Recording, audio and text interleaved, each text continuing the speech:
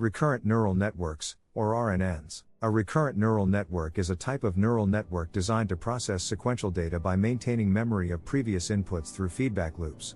Unlike traditional neural networks, RNNs have connections that loop back on themselves, allowing information to persist. Think of an RNN as reading a sentence word by word, where understanding each new word depends on remembering the words that came before.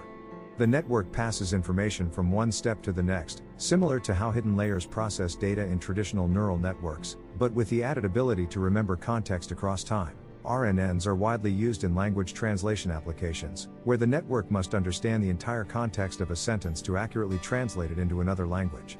They also power speech recognition systems, predict stock prices based on historical trends, and generate text by learning patterns from previous words. RNNs are crucial in deep learning because they enable machines to understand and process time-dependent data, something traditional neural networks cannot do effectively.